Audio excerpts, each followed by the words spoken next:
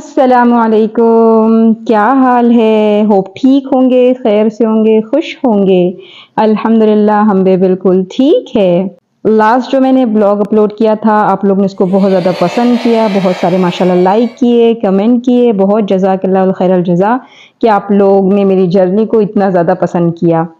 لیکن کچھ لوگوں کو ویڈیو پسند نہیں آیا اور کمنٹ بھی آئے ہیں، اور میں کمنٹ کو بنا نام کے یہاں پر ٹیگ کر دوں گی، کیونکہ نام لے کر عزتوں کو اچھالنے کی اجازت میرا اسلام مجھ کو نہیں دیتا۔ انہوں نے تو کمنٹ کر کے بتا دیے کہ ان کو یہ ویڈیو پسند نہیں آیا، لیکن بہت سارے ایسے لوگ تھے جو کمنٹ کرنے کی ہمت نہیں رکھتے، سو انہوں نے پیچھے ہی کافی بات کر لی ہے۔ سو اس بات کو سمجھنے کے لیے آج میں نے پھر سے ایک ویڈیو بنایا ہے۔ آپ نے اس ویڈیو کو پورا دیکھنا ہے تاکہ آپ کو سمجھ میں آ جائے کہ میرا کیا کانسیپٹ ہے اور میں کیا سمجھانا چاہ رہی تھی۔ چلے پہلا ٹاپک ہمارا یہ ہے کہ مرد افضل یا عورت افضل۔ ہم ہمیشہ اسی بحث میں رہ گئے کہ مرد زیادہ اونچے ہے یا عورت زیادہ اونچی ہے۔ اس کا جواب ہم کو سورہ حجرات میں ملتا ہے، آیت نمبر 12 میں اللہ تعالیٰ فرماتے ہیں یا ایھا الناس، اے لوگو۔ ایسا نہیں کہا اے ایمان والو یا اے وہ لوگ جو ایمان لے کر ہے، بلکہ اے لوگو عام اللہ اعلان کر کے بول رہے ہیں کہ ہم نے تم کو پیدا کیا ہے آدمیوں میں سے، عورت میں سے، الگ الگ قبیلے بنائے ہیں، لتعارفوا، تاکہ تم پہچانے جاؤ۔ دیکھیں اگر اللہ چاہتے تو سب کو مرد بنا سکتے تھے یا سب کو عورتیں بنا سکتے تھے، یا چاہتے تھے سب کو ایک شکل دے سکتے تھے، یا پھر سب کے رنگ ایک جیسے کر سکتے تھے، یا ناک نقشہ اور یہ سب ایک جیسے کرتے تھے، پر اللہ نے ایسا کچھ بھی نہیں کیا تاکہ ہم ایک دوسرے کو پہچان سکے کہ کون الگ ہے۔ لیکن پھر آگے بتا دیا کوئی بات نہیں، شکلیں الگ ہے، جینڈر الگ ہے، لیکن ان اکرمکم عند اللہ اتقاکم، کہ تم میں سب سے زیادہ اکرام والا یا سب سے زیادہ افضل وہ ہے جس کے پاس تقویٰ ہو۔ کیوں اس بحث میں پڑے رہتے ہیں کہ مرد افضل ہے یا عورت افضل ہے، جب اللہ نے اس کو کھل کے بتا دیا کہ میرے نزدیک جس کے پاس تقویٰ ہوگا وہ اچھا ہے، پھر وہ چاہے مرد تقوی والا ہو یا عورت تقوی والی ہو۔ جب اللہ تعالیٰ نے فرشتوں سے کہا کہ میں زمین میں خلیفہ بھیجنے والا ہوں، تو اللہ نے ایسا تھوڑی کہا کہ مردوں کو خلیفہ بنا کر بھیجنے والا ہوں یا عورتوں کو خلیفہ بنا کر بھیجنے والا ہوں، بس خلیفہ کا لفظ کہا۔ میں نے پہلے یہ اس لیے بتایا تاکہ آگے کی بات ساری سمجھ میں آ جائے۔ چلے تو ہم چلتے ہیں کہ اسلام سے پہلے عورتوں کا کیا اسٹیٹس تھا۔ اسلام سے پہلے عورتوں کے کوئی حقوق نہیں تھے، ان کی حیثیت جانوروں سے بھی بدتر تھی، ان کو زندہ زمین میں دفن کر دیا جاتا تھا، ان کو ایک ناپاک مخلوق سمجھی جاتی تھی۔ لیکن پھر ہمارے نبی صلی اللہ علیہ وسلم آئے اور انہوں نے عورتوں کا 23 سال میں پورا اسٹیٹس بدل کے رکھ دیا۔ وہ تو آپ نے سنا ہی ہوگا کہ عورت اگر ماں ہے تو اس کی کیا فضائل ہے، بیٹی ہے یا بیوی ہے یا پھر بہن ہے، اس کے کیا فضائل ہے۔ آج ہم فضائل پر بات نہیں کرنے والے ہیں، بلکہ عورت کے ارادے، اس کے حوصلے، اس کے مشورے، اس کے بزنس، اس پر بات کرنے والے ہیں آج، کہ کس طرح اسلام نے ان کو ان چیزوں میں ایکسپرٹ بنایا۔ چلے میں آپ کو ایک حدیث بیان کرتی ہوں جس کے بعد آپ کو پتہ چل جائے گا کہ عورتیں کس طریقے سے اپنے فیصلے لینے لگی۔ ایک خاتون نبی صلی اللہ علیہ وسلم کے گھر آئی تو کہ میرے ابا نے میری شادی ایسے شخص سے کر دی ہے جس سے میں ناخوش ہوں۔ انہوں نے اس کا جواب دیا کہ باپ کو یہ حق حاصل نہیں ہے کہ بیٹی کی شادی ایسی جگہ پر کر دے جہاں وہ خوش نہیں ہے۔ میں یہ مسئلے مسائل بتانے کے لیے بالکل یہاں نہیں بیٹھی ہوں، میں آپ کو وہ بتانا چاہ رہی ہوں کہ یہ وہ عورتیں ہیں جن کی کوئی حیثیت نہیں تھی، جن کی کوئی اوقات نہیں تھی، لیکن نبی کے زمانے میں وہ اپنے فیصلے خود لینے لگ گئی۔ تو یہ عورتیں فیصلے لے سکتی ہے۔ عورت کے ارادوں کی مضبوطی کو اس حدیث میں بتایا گیا ہے۔ عورتوں کو مضبوط بنانے کے لیے کیا کیا کیا گیا؟ یہاں تک کہ مال غنیمت جب تقسیم کیا جاتا تو عورتوں کو بلایا جاتا اور ان کا حصہ ان کے ہاتھ میں دیا جاتا۔ ایسا نہیں ہوتا تھا کہ باپ بیٹے ان کی طرف سے لے کر آئے، نہیں، جو آئے اس کو ملے گا۔ تو باقاعدہ عورتیں آتی تھی اور ان کو مال غنیمت میں سے حصہ ملتا تھا۔ چلے تھوڑا اور آگے بڑھتے ہیں اور اس طرف جاتے ہیں کہ عورتیں بزنس کرتی تھی کہ نہیں نبی کے زمانے میں۔ تو میں ایک حدیث کا مفہوم آپ سے بیان کرتی ہوں کہ عبداللہ ابن مسعود رضی اللہ عنہ بہت بڑے صحابی ہے۔ اکثر جو حنفی مسلک ہے نا وہ عبداللہ ابن مسعود سے آیا ہے، لیکن بہت غریب صحابی تھے، اور ان کی جو بیوی تھی حضرت زینب کافی مالدار تھی ماشاءاللہ سے۔ تو بیوی مالدار ہے اور شوہر غریب ہے۔ نبی صلی اللہ علیہ وسلم عورتوں میں بیان کرتے ہیں کہ صدقہ کیا کرو۔ تو اب یہ گھر آنے کے بعد اپنے شوہر سے پوچھتی ہے کہ اگر میں اپنا صدقہ آپ پر کروں تو کیا میں یہ کر سکتی ہوں، یعنی میرے پاس جو صدقے کا مال ہے میں آپ کو دے دوں تو چلے گا؟ تو وہ کہتے مجھ کو نہیں معلوم، آپ نبی سے جا کے پوچھو۔ یعنی اپنی بیوی کو خود بھیج رہے ہیں کہ علم تمہارا ہے، تم نے جا کے حاصل کرو۔ تو وہ خود جاتی ہے اور نبی کے دروازے پر پہنچ جاتی ہے۔ جب وہ وہاں پہنچتی ہے تو دیکھتی ہے کہ ایک اور زینب نام کی کھڑی ہے اور وہ بھی یہی مسئلہ لے کر آئی ہے، یعنی دونوں زینبوں کے شوہر غریب ہے۔ تو حضرت بلال دروازہ کھولتے ہیں تو پھر جا کے بتاتے کہ زینب آئی ہے۔ تو ہمارے نبی صلی اللہ علیہ وسلم پوچھتے ہیں کہ ایُّ الزنانب، یعنی کون سی زینب؟ اس سے یہ سمجھ میں آ رہا ہے کہ مدینہ میں جتنی بھی زینبیں تھیں ہمارے نبی صلی اللہ علیہ وسلم سب کو اپنے نام کے ساتھ جانتے تھے۔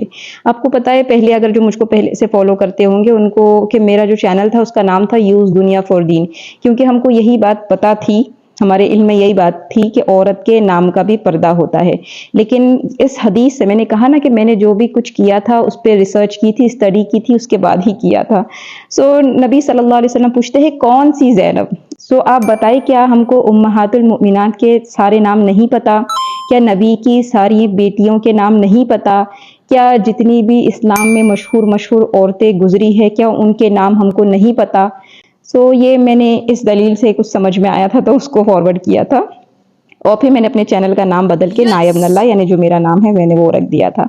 بہرحال تو پھر وہ جا کے پوچھتے ہیں حضرت بلال کہ کون سی والی زینب؟ تو بیان کرتے ہیں ایک تو زینب انصاری ہوتی ہے اور دوسری جو ہوتی ہے زینب عبداللہ ابن مسعود کی بیوی، تو وہ اپنا نام بتاتی ہے۔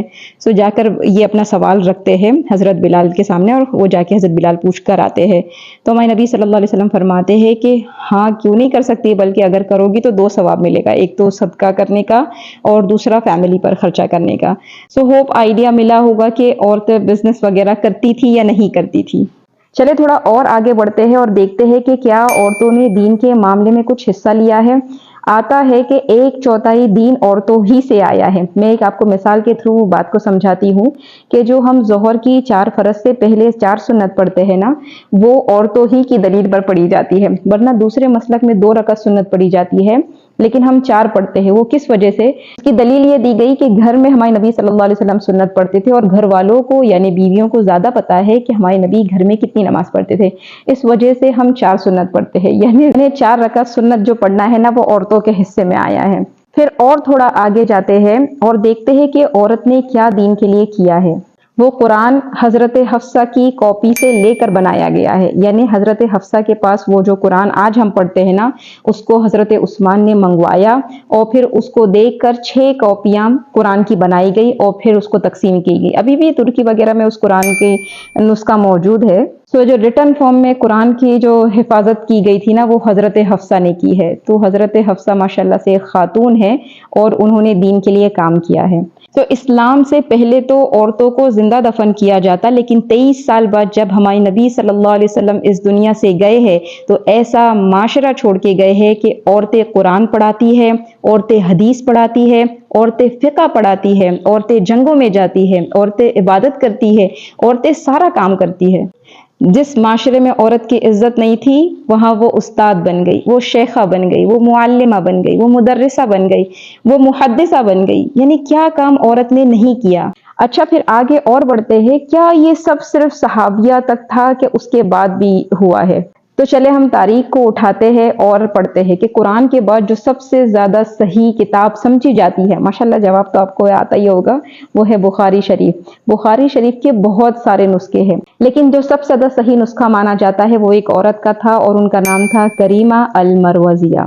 انہوں نے بہت سارے مردوں کو اور عورتوں کو تعلیم دی ہے۔ تو یہ سب بتانے کا مطلب تھا کہ جب میں نے بتایا کہ میں نے یوٹیوب جوائن کیا ہے تو میں نے اسٹڈی کرنے کے بعد کیا، تو اسٹڈی یہ ہے۔ اگر آپ بھی ہسٹری میں جائیں گے تو یہ تو میں نے 2-4 بتائی ہے، پر تاریخ بھری پڑی ہے کہ عورتوں نے کیا کارنامے انجام نہیں دیے۔ یہ بتانے کا ہرگز مطلب یہ نہیں ہے کہ عورتیں بڑی اونچی ہے اور آدمی نیچے ہے، وہ تو اس لیے میں نے پہلے بتا دیا کہ جس کے اندر بھی تقویٰ ہو اللہ کے نزدیک وہی اکرام والا ہے۔ یہاں صرف بتانے کا مطلب اتنا ہی تھا کہ جو بھی انسان دنیا میں آیا ہے اس نے اپنا اپنا حصہ لگایا ہے، چاہے اچھے کام میں چاہے برے کام میں۔ میری بھی یہ چھوٹی کوشش ہے اپنا حصہ لگانے کی، حالانکہ ہم ان کے خاک کے برابر بھی نہیں ہیں، لیکن ٹوٹا پھوٹا جو بھی آتا ہے اللہ اسی کو قبول کر لے۔ پھر بھی ہو سکتا ہے کہ آپ کو میری بات سے اختلاف ہو اور اختلاف کا حق آپ رکھتے ہیں، ضروری نہیں ہے کہ آپ کی سوچ اور میری سوچ مل جائے۔ تو ہم اس بحث کو یہیں ختم کر دیں تو زیادہ اچھا ہے کہ لکم دینکم ولی دین۔ یہ میری چھوٹی سی کوشش تھی تاریخ کو آپ کے سامنے رکھنے میں۔ انشاءاللہ میں کوشش کروں گی کہ ایسے ٹاپک پر ضرور آپ کے ساتھ بات کی جائے۔ آپ بتائیے آپ کا اس بارے میں کیا خیال ہے؟ چلیں انشاءاللہ پھر ملیں گے، جلد ملیں گے، تب تک کے لیے السلام علیکم۔